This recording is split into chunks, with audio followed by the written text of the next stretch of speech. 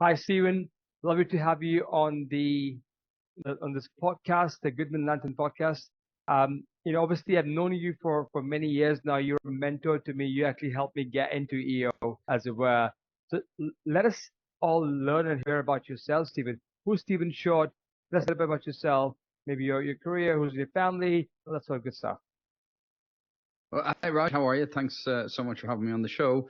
But just to clarify that point, I didn't help you get into EO. You did that all by yourself. I was just on the sideline cheering you on while you were doing all those amazing things with your business, from going from the UK to Asia to now in Bangkok and living the life. So it was all you. Thank you. I mean, someone who helped someone else would definitely say that one day. So, but yeah, that makes sense. But tell us a little bit about Stephen Shortt. Who's Stephen? So I'm Stephen from Dublin, in Ireland, which is also known as the centre of the known universe. I've grown up in two family businesses. We had an English language school where we taught English to international students, which I sold just before COVID. And we have another business now where we are matching the right people with the right careers. So when I say matching the right people with the right careers, we're not a recruitment company. People kind of shy away from me when they think I'm a recruitment company. So we have two main focuses. One is helping individuals to find their ideal career based on their unique mix of interests and abilities. And we've built a whole system and a whole algorithm and framework about helping people to identify their ideal careers so as we can help them on their journey. Then for companies, we also do selection, where if you're in your final round of interviews for any kind of a leadership position, we would get the job spec and the person spec. We would then map that against some personality assessments that we use, or aptitude assessments, run the candidates through that, and then give you back a report showing you this is the top person based on all of the criteria. These are the areas that they stood out, and these are the areas that you might want to dig into if they're not 100%, if they're 82% or 89%. These are one or two of the areas that they fell down in. This is what you should also focus on in the interview. And then if they're lower than 60%, we say, look, it's probably not going to be a good fit for you in a personality wise. Understood. And to achieve that, is this sort of more manual task? Is it more, I don't know, technology, AI? How do you go about doing that matching, for example? So we don't use AI in any of our services. We do use AI a little bit in our content and in my thinking. I actually get AI to act to give me counterpoints for ideas, or to give me counter narratives and things like that. I find it actually quite useful. But everything that we've done, the algorithm that we've built for the career guidance is based on our experience of 40 plus years of both giving career guidance for individuals, helping people find the right career for them in a very personal, hands-on way, and doing the selection that we've done for the last 40 years as well. We know what it takes to do well in each of these careers. So we're the only ones that can really combine all of that information and knowledge. We don't use AI to pick the careers. We actually use our experience and our knowledge of how those how those careers go with those aptitudes and those interests. The same for the selection for companies. We actually sit down, have a look at the job spec, at the person spec. If there's any queries, we'll go back. Sometimes we'll jump on a call to actually really understand what the culture is really like. So when you say, I want somebody who's ambitious, okay, what do you mean by the term ambitious? Like, do you want somebody who's cutthroat and will win at all costs, or do you mean somebody who's going to drive the team forward? Very different scales and very different parts of personality. So understanding how that all goes together, again, it's our customization on an individual and a personal basis for that role. So that's why we can do selection for, we're not industry specific. We can do it and customize it for any role in any industry, so long as we have a good person spec, a good job spec, and an understanding of what the culture of the organization is like. Understood. I mean, that makes a lot of sense. And one thing which I wanted to kind of check, because obviously both of us run our own businesses, you're entrepreneurs. Mm-hmm. Is there something like entrepreneurship, and how does that, if entrepreneurship has a role in shaping career paths and aspirations? Do you feel like that is something which plays a part in this as well, or this is something which is very different potentially because candidates perhaps don't have entrepreneurial ambitions at all?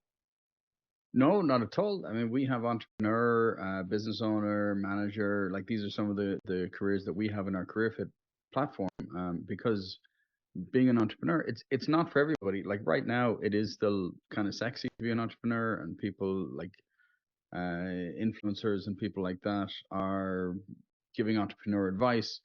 Some have the experience, some have the personality, some have the resilience to do it. Some don't. Some are actually, some people are probably better off being ahead of marketing, ahead of distribution, ahead of engineering or whatever, instead of trying to run their own business. And I've met many people who know exactly that they don't want to be an entrepreneur. They may have tried it, or they may have seen their brother or sister trying it, or their parents or something like that, and said, "Yeah, it's not for me. I know I won't enjoy that pressure of the financials and the having to make sure that things are running smoothly across the entire board." There are other people who, one of the first events that I went to as an EO member, I remember one of the EOers standing up and saying that he was really bad at managing people, and he himself was unmanageable. So he could only ever become an entrepreneur. So he set stuff up and then put people in place and then left. Understood. That's really interesting.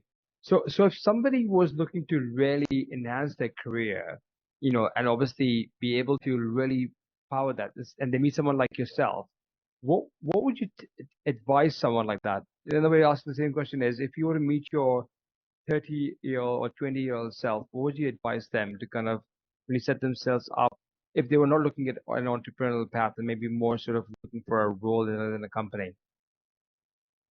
Well, really, the whole thing about careers is getting clear on what you're interested in.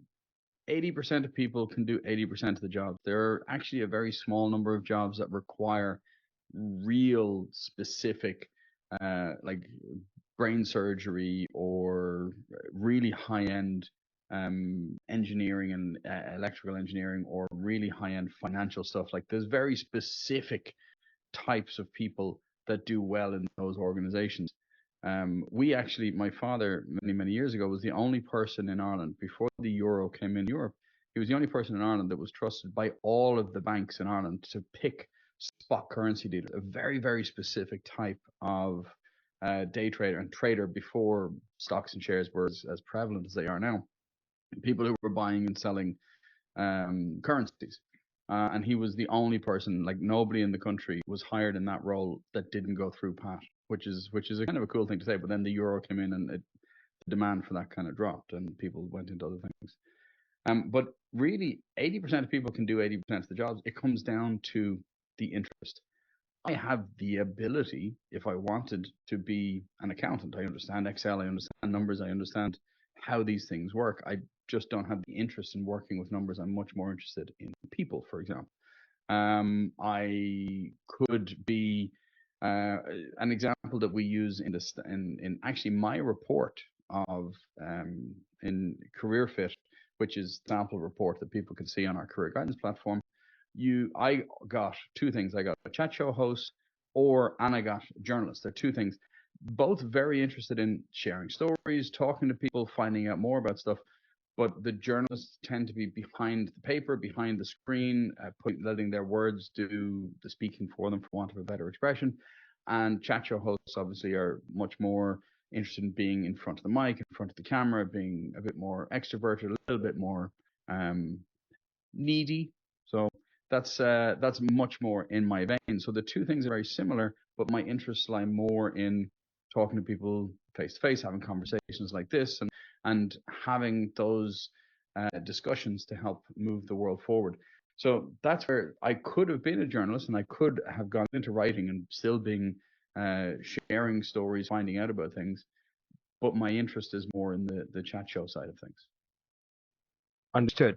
Understood. And obviously, so you have the expertise and the knowledge about understanding where you fit in the roles which you like to kind of apply for or be part of when you were probably in that sort of arena back in the day, potentially, maybe not. But for somebody who's coming in, would you recommend that they go through career coachings, skill development, for example, or career guidance?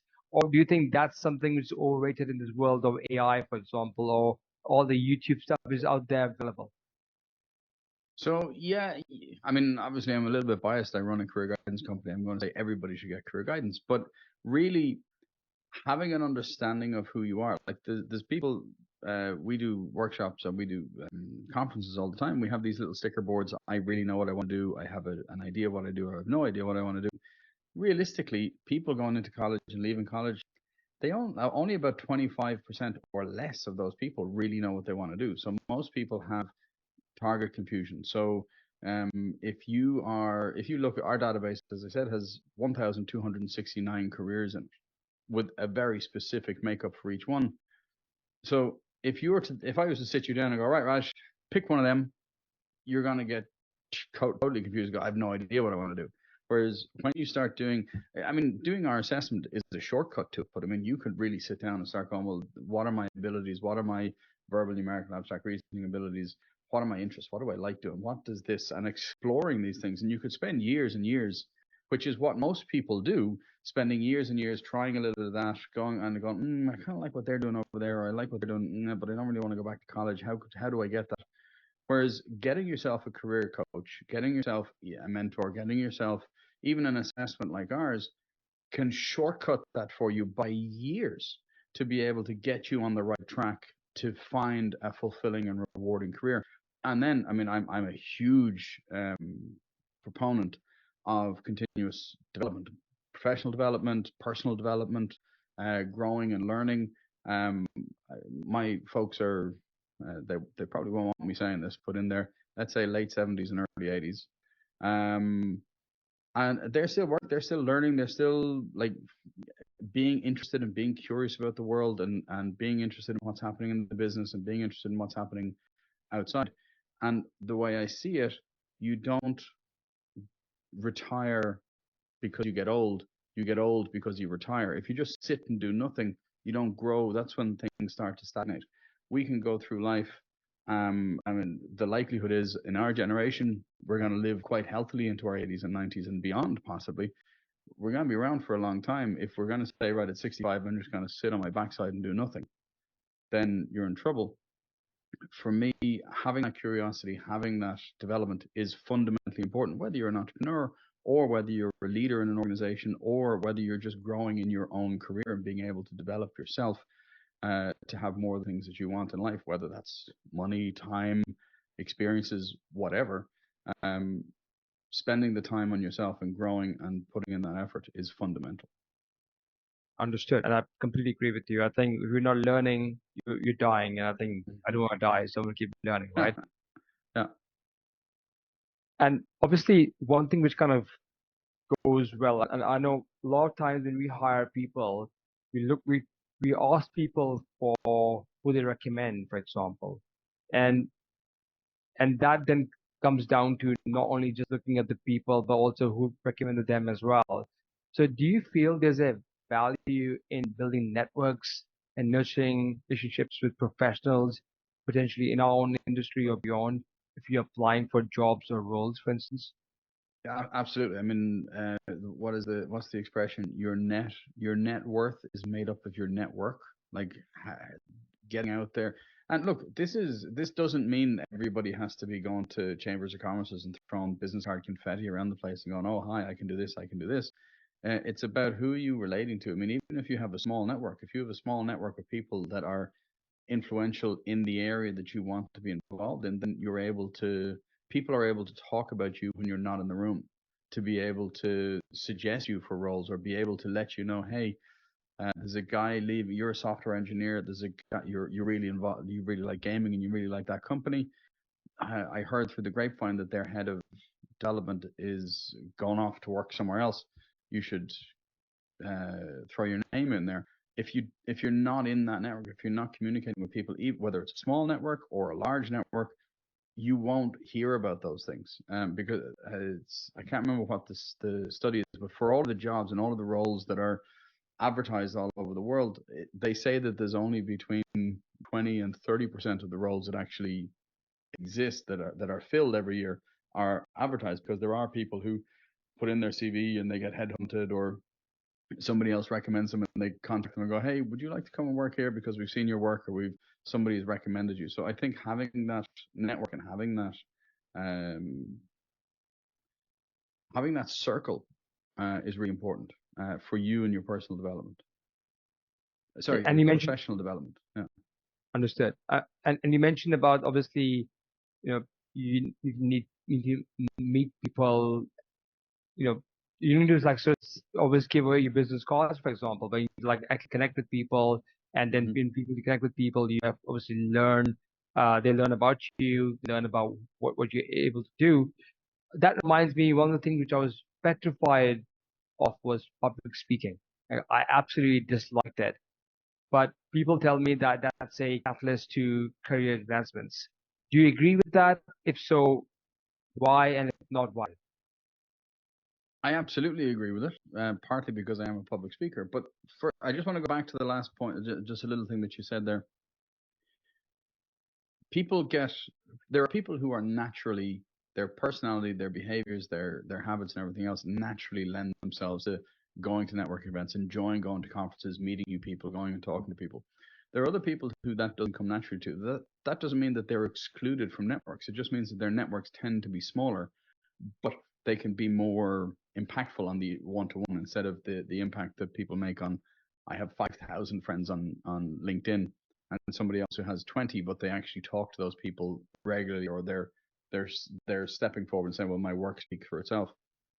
I'm not saying that everybody has to be out at these conferences and you're going to get stuck in a dead end job if you don't. There are ways that introverts and people who are not naturally gregarious can get those networks and get involved in those networks without having to spend all of that social energy that introverts, I mean, introverts as a term is something don't really agree with, but it's um, people whose social batteries get drained by being at these huge events. um, then that's not saying that if you're not stepping forward and making a big noise, that you're not going to get ahead. There are, when we do selection for companies and we do training from personality, we talk about effective leaders and emergent leaders. Emergent leaders are very good at showing that they're great leaders, but they might not be the most effective leaders. And then there's other ways that you can find those effective leaders who might not be the stand on stage looking for the spotlight, look at me, look at me. But yes, speaking of standing on stage, yes, I think um, public speaking or having any kind of a profile that lifts you a little bit above the other people in your area, the other people that you're working with, they may be your colleagues and they may be your friends, but at the end of the day, they're also potentially your competitors for bigger jobs, better jobs, more attractive jobs for you, or more attractive rewards for you. So whether that's speaking on stages, whether that's putting in updates on LinkedIn, doing little video bits to your webcam, just sharing your thoughts and ideas and being a thought leader, it's really daunting. It is incredibly daunting because everybody's. I suffer from this myself, and I go, well, I know this, and I know that, and I know the other.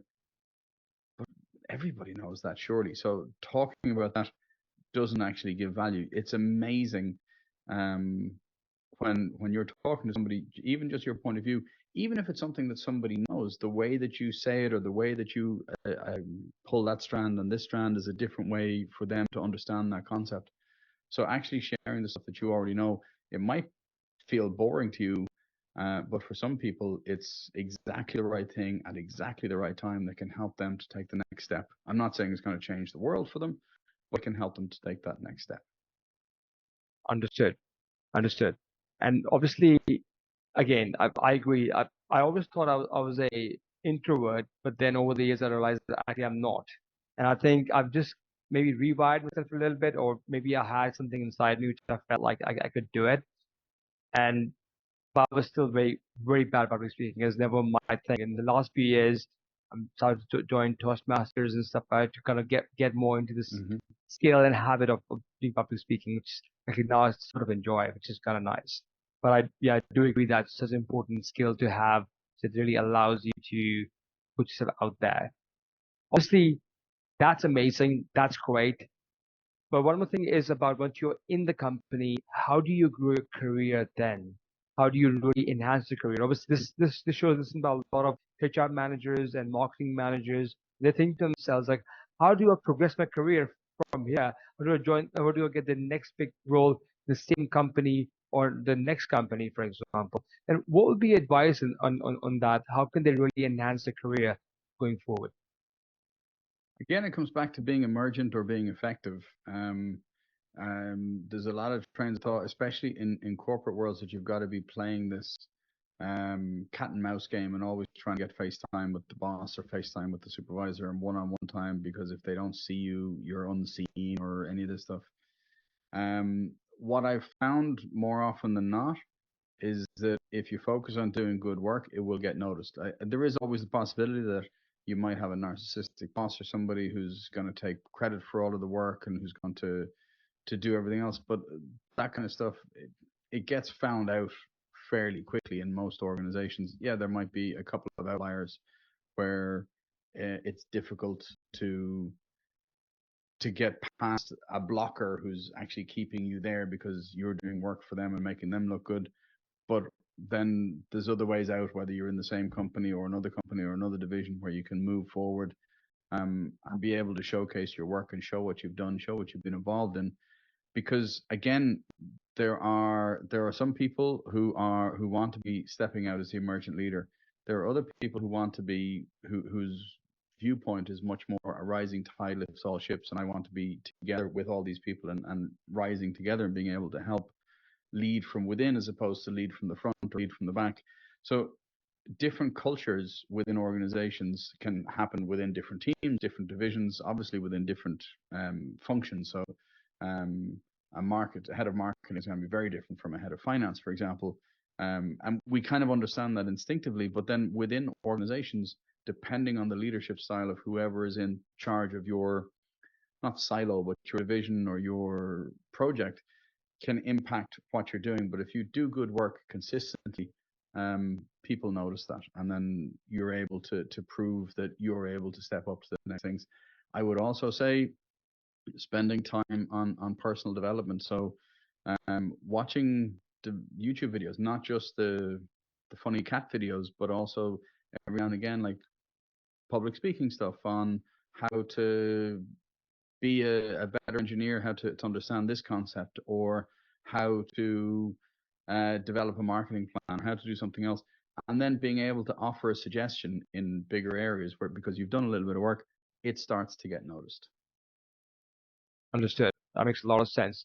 Would you say that it becomes harder as we're entering more of a hybrid world in the sense that we have some people which are completely remote, and so they're working only online. All interaction tends to be remote. Others who have maybe 1 day a week in the office, others are sort of remote. Does that make it harder to be noticed, or is it actually probably easier because you're more online, more available? Again, I mean, I'm going to give the classic consultant answer, and it depends, because there are companies that are fully remote. They have everything remote. They have all of their town halls remote, and nobody actually meets in person. And they have figured out ways of being able to have that casual communication as well as the formal communication, being able to see projects and have everything in a streamlined way. There are other places who have been forced into this hybrid thing, but the managers are all uh, the mindset is I need to be able to see and like physically reach out and shake hands or touch the shoulder of whoever I'm working with. And if I can't do that, then I don't trust that they're working, or I don't know that they could be just sitting on the couch watching TV. And we see all these things on through COVID, where companies had these movement trackers for the mouse, and if the mouse wasn't moving, people were being docked because they weren't working enough. So people found these things that moved the mouse. For me, that's a toxic culture that's really just trying to treat people like automatons and not give them the freedom to actually develop themselves. They're robots. Um, so I think it's important if you're, for example, in our organization, in our business, we have one colleague who lives in the Netherlands. We had another colleague who lived down the country in Ireland. There's only two of us in the entire office that are in every day, and I travel, so I'm not in every day. So we have all of our weekly meetings on Zoom. So our weekly leadership meetings are on Zoom, even if everybody but one is in the office, because there is a disconnect. If you have a room full of six people and then somebody else up on the big screen, there's a big disconnect in that, and that causes disconnection. I'm a big believer, though, if and we do this. We meet up quarterly in person for our quarterly planning. So the colleague from the Netherlands flies in, because I think it's important to connect physically. If any of you are connecting physically, if all of you are all digital, then there's other ways that you can do that. There's watch parties you might have once a year, a big meetup. But if people are meeting physically, then that human connection, I think, is really important. So it comes down to the culture of the organization. Interesting. Thank you for the answer, Stephen. That does answer my question. What would you say, and just not taking from the point of view of the company owner, the HR managers, for example, what is the value for people meeting in person in the company? You obviously mentioned that one of your colleagues flies from Netherlands as well, sometimes for the meetings. Is there any value in organizing routine retreats, for example, or meetups in the organization? If so, do you have any thoughts or advice on how should these be organized to make them more efficient? Yeah, I mean, making them more efficient, it kind of almost negates the whole point of it. Part of meeting up in person is that kind of little magic that happens even on the walk from the meeting room to the elevator. And oh, yeah, remember you said that. What about this? And like it's just a simple idea that maybe doesn't come up in the formal. Sorry, I please disagree with it. Like there's that kind of connection and that kind of just interaction that can spark an idea that is not quantifiable. The water cooler talk, the people just going, here, do you want to just go down for lunch? Here, I had an idea about something, or how are you? Have you seen this? Did you hear about this? Or they tell a joke or something that happens in person. Um, we have started doing we do the quarterlies where we're all the leaders, so it's just the leaders meet in person. We do a 2-day offsite once a year for planning, and then we go 1 day quarterly. And we've started doing as well once a month. Anybody who can come to the office comes to the office, and then we buy lunch for everybody because it gets a connection. Now, something that I've noticed in the last little while on our daily huddles, then the day after that thing of when everybody comes in, people saying, "Oh yeah, well, yesterday was great. I was catching up with this person, this person, this person.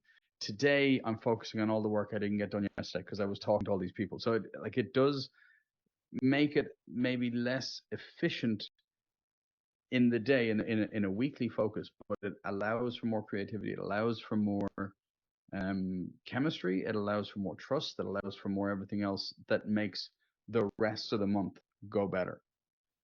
So it's a balance. And again, it depends. You might have, if I mean, we're an organization, like we're a small company, so everybody's been involved. We've two of the people who are here with us have been with us for 27 and 26 years.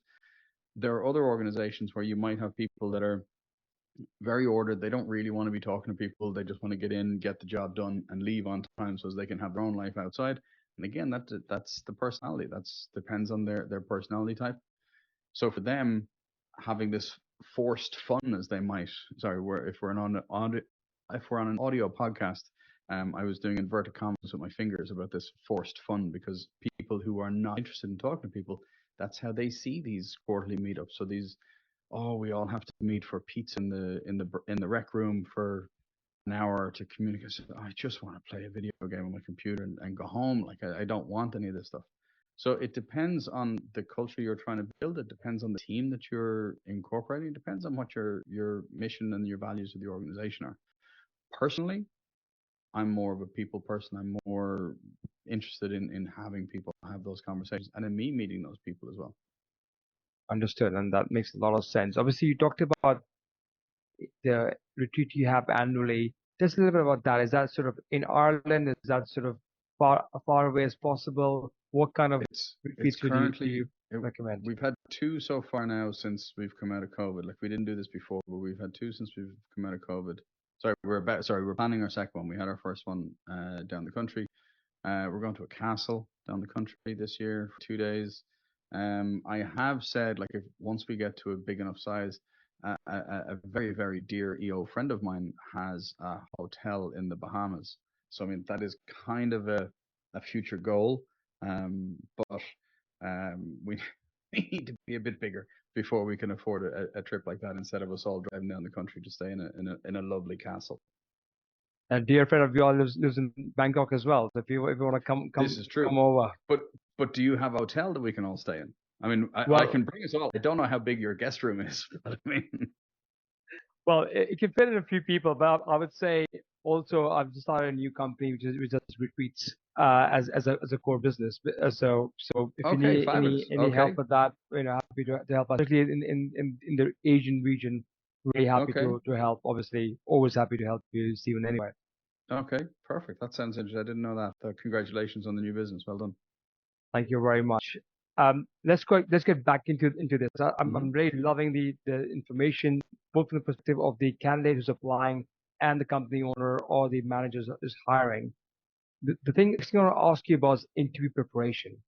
It's a Hmm. funny one for me because as a business owner, as a manager hiring people, I want to be as quiet as possible about my interview process. I don't want to give it away as to what we are asking them. They can prepare for it.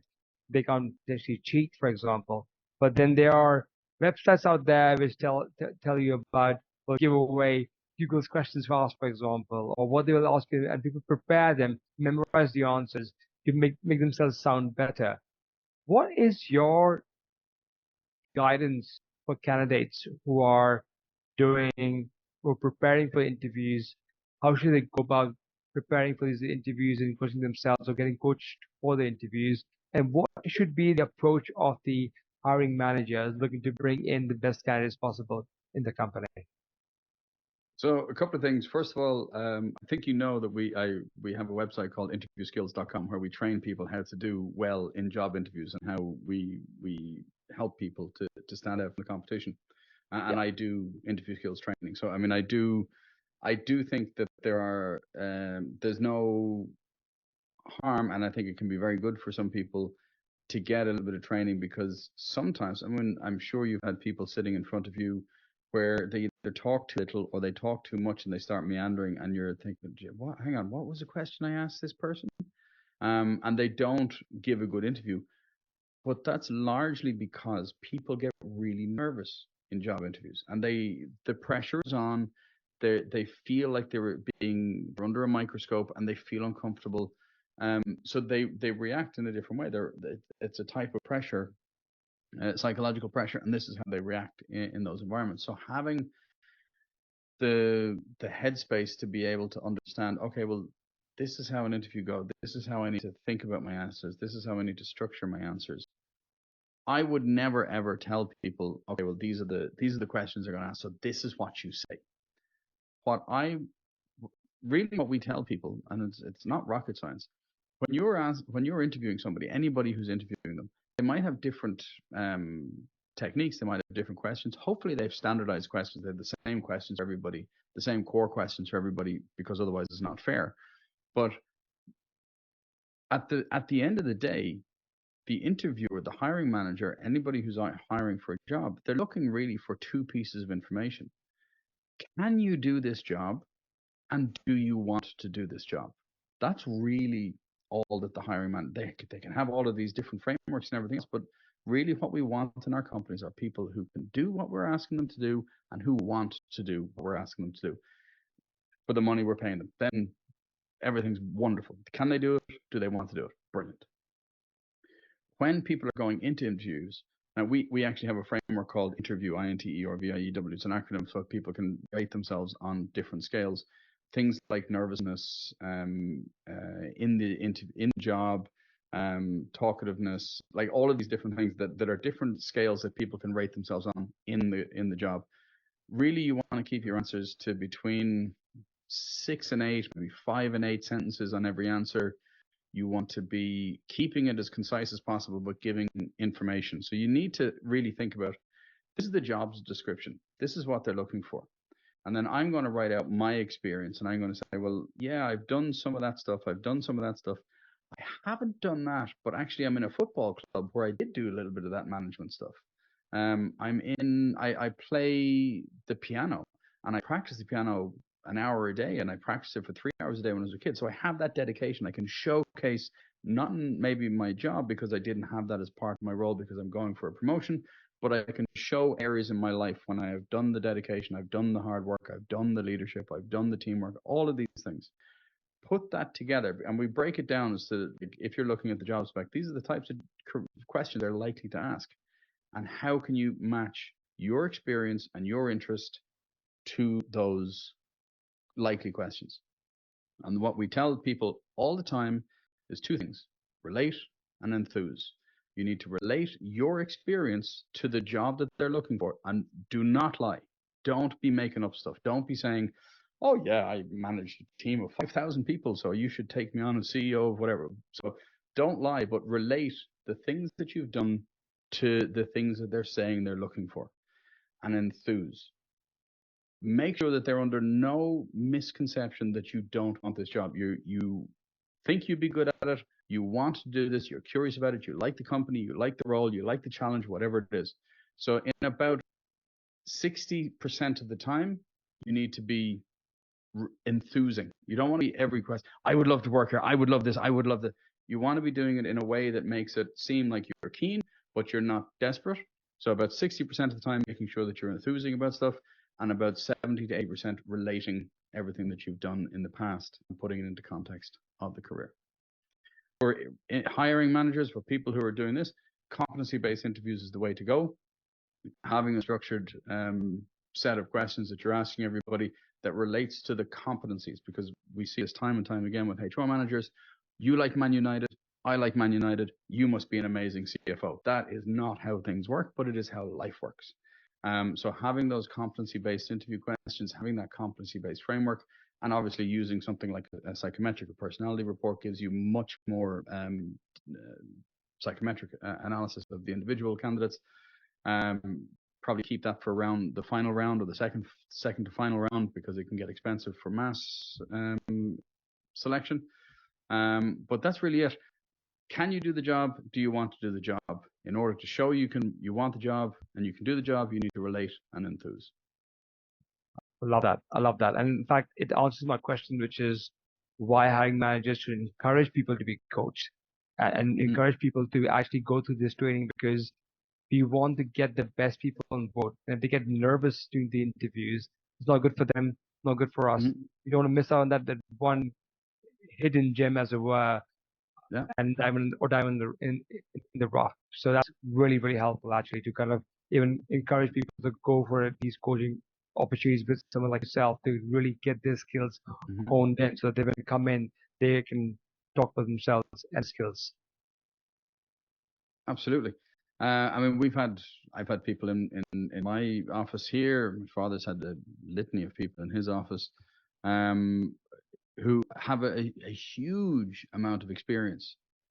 And when they're working in the team, they don't buckle under pressure. They're able to manage these different things. I had one guy recently who oversaw the IT infrastructure and the change for online security stuff to the same equipment in offices for, I think it was something like 7,500 employees around Europe. Managed all that, managed all these things, but when it comes to an interview, he just falls apart. So we had to talk about the structure, make sure that he was comfortable with the different steps, make sure that he was able to practice it. Now, so the way we do it is we do one interview, give you all the information, like a practice interview plus giving feedback and go, okay, that's too long, try this, talk to them about the whole framework, give them some homework to do, get them to write out the different bits and pieces. And then when they come back in for the second round interview, they're much more confident. This guy was still a bit nervous, but I mean, he was 20 times better than he was. I hear you. And what would you say for hiring managers who are currently not mentoring and guiding their current team members to grow? I mean, one thing we talked about early on about is to build one's career. Obviously everybody who comes into a company wants to think about how can they get paid more, and for that they need to kind of build up on the skills. A lot of companies don't actually provide the opportunity to grow. Is there a case for companies actually helping grow people's careers by training them, for example? And should that be done internally or externally, for instance? How would you say that should be done and what should hiring managers be doing in this scenario? So first of all, HR is an enormous department. I mean, there are so many things within HR, whether it's the learning and development, whether it's the legal side of things, whether it's the hiring and firing, whether it's the policies, whether it's the enforcement, all this kind of stuff. And it depends. Again, I keep saying depends, but it really is. There are larger companies that will have a HR department and they'll have a dedicated L&D person or an L&D team, and then they'll have a dedicated hiring team. They'll have a dedicated recruitment team, all this kind of stuff, because they have the resources to be able to do that. And then those teams are able to build out cross mentorship programs. They're able to build out internal training, leadership development, fast tracking, hypo, high potential, all this kind of stuff. In smaller companies, it's harder to do that. And more often than not, in smaller companies, hiring managers, they're just time poor. There's a lot of pressure on them to make sure that they're compliant with stuff, to make sure that people are doing the bits and pieces. So, I mean, to ask them then on top of that to go, okay, and I now want you to build a leadership team and I want you to mentor these three people. Like we've 20 people in the organization. I mean, there's only so much I can do. Um, so I would be an advocate in smaller places of, yes, maybe even having a budget where you say to people, look, we'll pay for LinkedIn Learning, we'll pay for Udemy, we'll pay for like different courses and mastermind or whatever it is to help you to grow as part of your package. Because as the person grows, the company grows. There's an old adage for company owners, your company can never outgrow your people. Like you have to grow your people, they grow the business. But it's easier said than done, especially in small companies where the budgets maybe aren't there. Allowing people to grow, allowing people to make mistakes is another way of being able of helping them to progress. I have a thing with all of my employees in the old business and in this business. It only makes sense for them to be working here for as long as they're happy and I'm happy. If they've decided, look, this is a small business, I really want to be growing into corporate, I want to be doing other things, it's like fine, I'm very happy to help you to achieve your goals. So long as you're not going to my direct competitor, I'll do everything I can to support you and help you. If you're saying, look, I want to do this and in a year's time I'm seeing myself there, I'd rather know that now rather than you saying, look, I've been offered a job, I'm gone in 2 weeks. It's like, okay, well, um, that doesn't really give us a lot of time for us to hand it over. Whereas if you're saying, look, I would like to see myself in 3 years' time in I'm the marketing manager here. I'd like to see myself in 3 years' time the marketing manager in a much bigger company. Brilliant. Let's work together for a year. We'll build it up.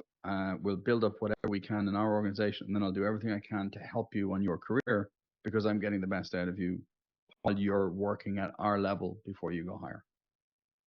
But Understood. that's hard to do, and putting that on HR managers and people like that is really difficult. Especially, I mean, we personally we use an outsourced HR company for our policies, for our contracts, and that kind of stuff. Because again, we don't have enough people to warrant a full-time person looking after that. We an outsourced person, and my COO looks after all that. Understood. Understood. Understood. That's super helpful. I think it really helps people to like think there's an option to actually go outside the company for HR services, and that's actually Hmm. very powerful because you're right. You can't do everything in the company. Everybody's tied up. Everybody's doing 1,000 different jobs as well. Great stuff. Well, as we're wrapping up this conversation, Stephen, I like to go back to where we began about entrepreneurship, about EO. One thing I Hmm. like to always ask, fellow EO members is what has been the impact of EO on your life? How has Stephen Short been impacted, influenced by EO? Any thoughts on that, Stephen? Wow, where to start? I mean, you know my story quite well, but I was one of the founding members of EO Ireland. I was the only member of EO Ireland, the founding member of EO Ireland that didn't know anybody else in the organization, because I had a language school. All of my connections, all of my business connections were all in other countries. No, I didn't really know anyone in Ireland. I came in through a friend in Vancouver who was also in an English language business. So I've been involved at, at various levels. I've been local board, I've been regional board, I've been global subcommittee member, global subcommittee chair, I've been local president. I do strategy summits, I do emceeing for events, I do speaking, my own keynotes.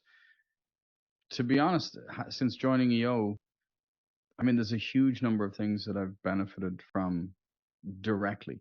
If I didn't have forum to really bounce ideas off and understand the framework of how to run a business, a family business in a different way, I wouldn't have been able to live in Spain for a year. So as you know, my wife and I, we moved to Spain for a year 7 years ago with the girls. They went to school in my wife's old primary school. We had an amazing year running the businesses, coming back for forum, coming back for meetings in the business, doing stuff online. I mean, I was using Zoom 3 years before COVID, 5 years before COVID, because we were using it in EO, because we would be having these meetings with different people around the world. So we'd been using Zoom for years.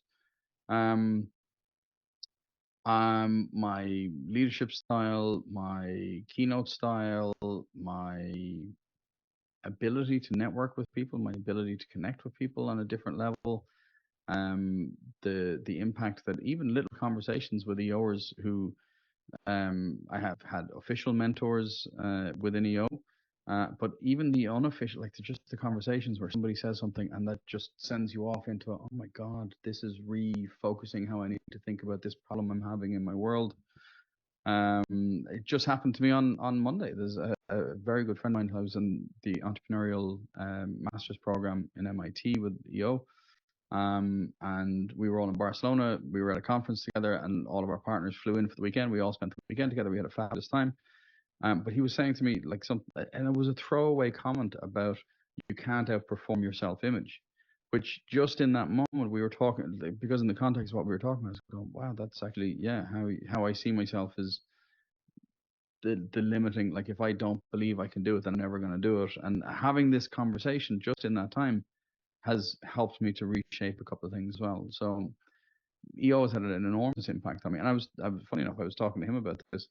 Um, he always had such an enormous impact on him that like the question of renewing year on year isn't even an issue. It's an automatic yes, that's happening no matter what's going on in my world. Um, and for me, for the last I think 7 years in EO, I'm either the first or the second person to renew every year. It like in terms of the money hitting the account and getting it in, and between me and another guy there's a little bit of a rivalry every year where we're finding out, was he first or was I first this year. So so it's had a massive impact on my life. Thank you for sharing that. I can't agree more. I've only been here for a few years now compared to obviously the years you spent in your service to EO. But yeah, I would agree with you as well. It's been im- highly impactful in my life. It shaped me to be a better business leader, a father, a husband, all the above basically. So yeah, completely agree. And thank you for sharing that. Stephen, where can we all find you on this World Wide Web? Where can we find you? Where would you say we can find you in the company as well? Easiest one is probably etcconsult.com. We've links to everything there. We've links to our talent. So, well, etcconsult.com is the main business. Careerfit.com is the career guidance platform. Talentselect.com is the selection platform. Interviewskills.com is the interview platform. And if you just want to talk to me, stephenshortt.com is my personal site. Awesome, Stephen. Thank you so much for your time today. Really good to catch up again. Thank you for having it. Very lovely to have you on the show. And look forward to catching up with you in Singapore very soon In as person. Yeah, looking come forward to in the in person. person. Indeed, indeed. Thank you, Stephen, once again. And look forward to catching you very soon. All right. Thanks a Cheers. million. See you soon. Bye. Bye.